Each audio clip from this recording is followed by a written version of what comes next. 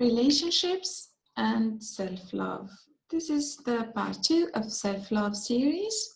Hi, I am Hasna, and you may know me by Jasmine. You may reach me at Get Well with Jasmine, the Facebook page and the websites. The links are below. You may join the group Insights, Tips and Tapping if you want to, for more tips, insights and tapping. So this video is about how self-love and how increasing self-love would make your relationships even easier to love, easier to feel loved, easier to find the right people for you, who value you, etc. But first, I want to touch on something since I have some feedback from the part 1 already and I want to address it. Here's the thing, when you are looking for self-love, keep in mind that self-love is not a trophy. It's not like, hey, if I don't, I have to have this self-love thing, and if I don't have it, then I'll be miserable and unhappy. So here's the thing, most people have a different level of self-love. Yes, you can be happy and increase while increasing your self-love. So right now, you can be happy right now and learn how to be self-loving, how to love yourself the right way and the helpful way. To say it another way, it's not like a light switch. By the way, even the light switch, you need a wiring, you need the switch, you need the lamp. So you need a building. You need relearning how to go back or forward to that state of full self-love. And also I want to say something. It has nothing to do with your value. You looking for self-love and feeling a kind of lack in this moment doesn't make you a good or a bad person. Actually, most people I've met who are so generous, so loving, so good, they have a lack of self-love. I would say it's a bad management of love. It's like giving it to others and it's difficult and it's a lot of effort and you forget about yourself. That's about it. Now it's time for you too to get that love and that care and that value and validation from yourself too.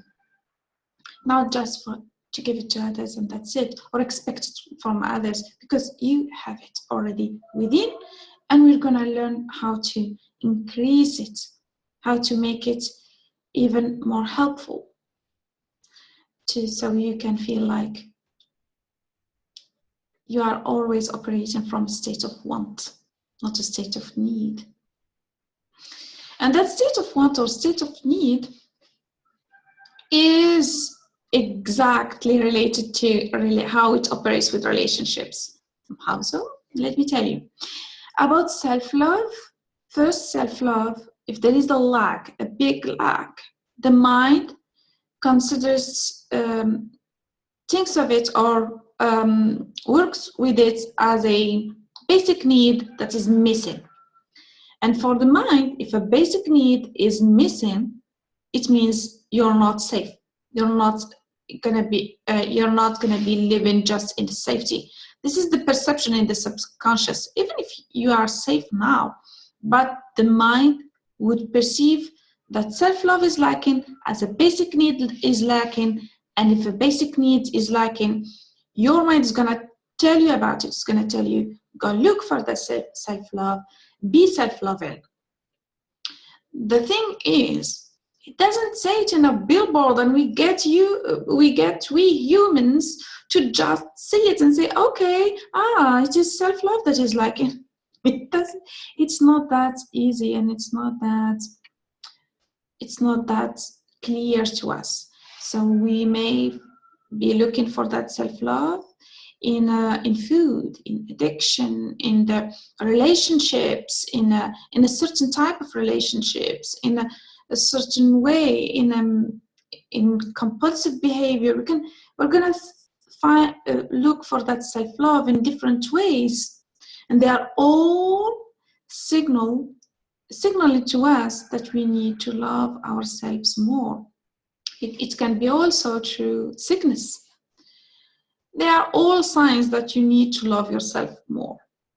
So when the mind perceives that and you manifest it in your life, like I said, in different forms that are not helpful, and they are more close to self-sabotage and feeling guilty. And when you're not self-loving, you're living in conflict with yourself. Because imagine living with someone you don't love or who doesn't love you 24/7. That is very draining, very painful. So how is it linked to relationships? In relationships, you are in that state, in inner conflicts, and you are in states of, I have a basic need that I don't have it, and you're going to look for it in the other person. So you're going to put a pressure on the other person to give you self-love. You not only the love that from them, but also to compensate for that love that you're not able to get from you. And that would put pressure on them and put pressure in your relationship and in your communication with that person and other people that you are looking for love from them. At that moment, you are operating from a state of need. And when we are operating from a state of need, it's never enough. It's not the true answer. Even if the other person outside of you shows you every kind of messages that you are loved, you're not going to receive that. You're not going to believe it because you don't believe that you are lovable, and it's not going to get through that filter. So when you are in that, why am I saying that is just so you would know that if you are in currently a relationship or you are single, that you don't feel unloved. Maybe there is some tweaking in your communication, in your reception of love, but you are loved, you were loved. Maybe your parents loved you in their way, in their own way. That is not very loving, that it doesn't communicate to you love, and you kept it from there. And you kept that state of need. You look for love outside of you, not within. And that keeps you from the state of want. And in state of want is when you have self-love. You have self-love, and all what other people do for you is resonate with that love. They don't give you love. You don't wait for them to feel loved and loving. You are already having all the self-love you need. You are loving yourself. You love yourself. You are in state of want. I don't need to be with you. I want to be with you. I want to be with you is a state where you are very relaxed. It's easy to love. There is no pressure. You can love easily. There is no pressure to receive love. It comes to you easily. There is no filter for that, like I need to forgive myself first, then I can accept your love. I need to be perfect first, then I accept your love. I need to make everything perfect in my life. I need to be forgiven. I need to trust you more, than I can accept your love. All of that, it's a state of need, it's a state of want. It's so simple, so easy. There is no, mark my words, there is no suffering. Because that's the difference. If you are in state of need, that is okay. I don't say it's a good or bad, or I say only it's not helpful on the long run. It's difficult. It doesn't mean that you're a good person or bad person. It has nothing to do with that or with your value, as I stated before. It means also, it means only that there is a learning here. Then in state of need, if you are suffering, then I suggest a change. looking into, so if you are in a relationship and you are suffering, increase that self-love and see there is more love outside of you. You can see it. A baby can smile to you and you feel loved.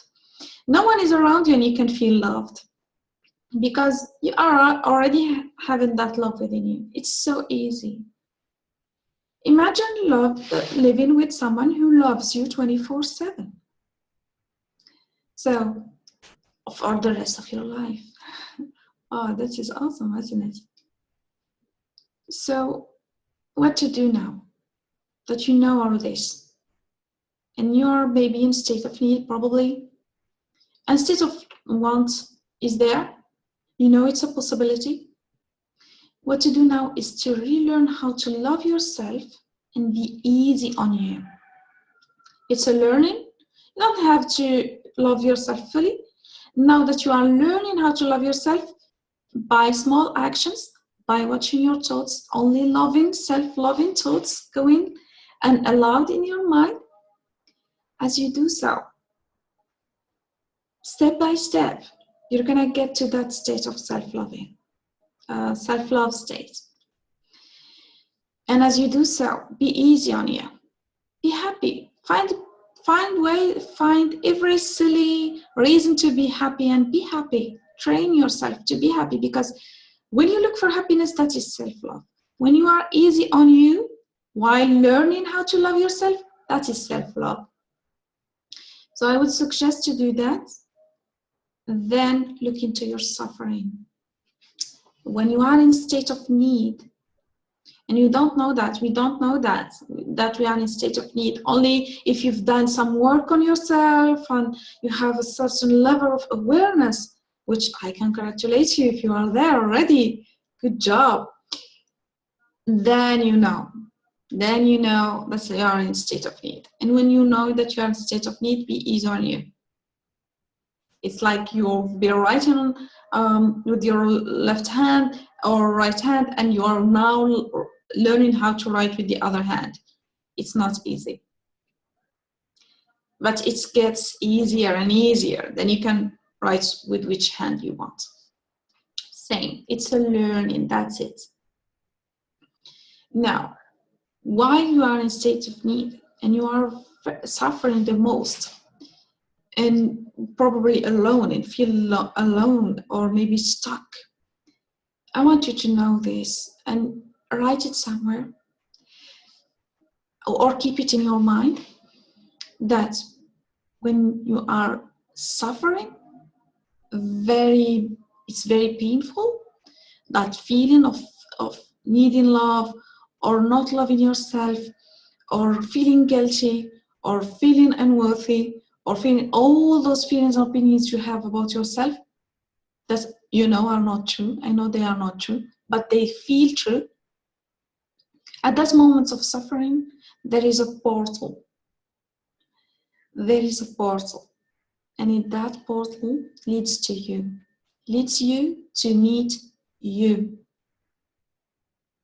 So from now on, I want you, every time you are suffering, from how you think about you, how you feel about you, how you cannot find love for you, how it's not easy to find love outside of you, because it has nothing to resonate within you. I want you to know that suffering is a portal to meet you. It's an opening to meet you. Every time you are suffering, there is the opportunity to meet the child you that has been through traumas, the teenager you who was not validated, and the adult you, the you through life who wasn't heard, listened to, who wasn't believed in, who wasn't feeling loved, who has been through a lot, who survived a lot. I want you to know that at that moment, your suffering is a portal to you, to all what you've been through your whole life. And that moment is the opportunity to go back to when you were a child and hug that part of you that learned in your childhood that some call an inner child, and hug that child and say, good job, you've been great, you're a good person, I see you, I see you. Say that to you, I see you. When you are suffering, I see you. Say it to yourself, I validate you, I trust you, I believe in you, I believe you, I think you're a good person. You are the best thing that happened to me is to have you as part of me. You survived a lot. I'm so proud of you. And I love you. That is the opportunity you have when the suffering shows up, because the suffering shows up means that your subconscious opens a portal to all your past experiences. And I've been doing this with a lot of people. I didn't count, a lot of people. It's always that moment of suffering that is the portal that goes to the 2-year-old who was abandoned, the 5-year-old who wasn't listened to, the 10-year-old who was neglected, the 12-year-old who wasn't believed, etc., etc. It's a portal. I keep saying this because I want you to see it that way. Your suffering is a portal, your opportunity to hug yourself in the past, in every bad moment where you learned a wrong information that you are not loved, that your perception at that moment is that you are not loved. Why? That keeps happening because we are still, as humans, learning how to love ourselves. And it's totally worth it. I encourage you to love yourself. It's your initial state. Ask me any questions you want about this video in the comment sections or in the group. And I want you to know that it's okay to ask me anything, to object if something is not clear. I welcome all your questions and comments. Next week, we're gonna talk about self-love and pain and the body, anxiety, sicknesses, chronic illnesses, and how it plays a role in there. And I'm gonna share a part of my personal experience with chronic illness. I hope this video was helpful to you, that showed you how to explore that world of self-love and relationships and how it's really in your inner dynamic that makes it easier outside of you, and how to make it better that when you are suffering, beside the actions and the thoughts, when you are suffering, take it as an opportunity to love yourself, to hug yourself, to tell yourself everything that you know is wrong until yourself believes you. If this is very hard for you, if even the sentence I love you is hard for you, then you might need help. Consider help. That is what I recommend for you in that case, because it's not about deserving. Self-love is your initial state, and it costs you a lot to not love yourself. That being said, I say thank you for watching this video, and thank you for sharing. I want you to share it with maximum of people you know, and let people know that it has nothing to do with their value, how it is in their relationships, and what to do when they are suffering. See you in part 3, and bye-bye.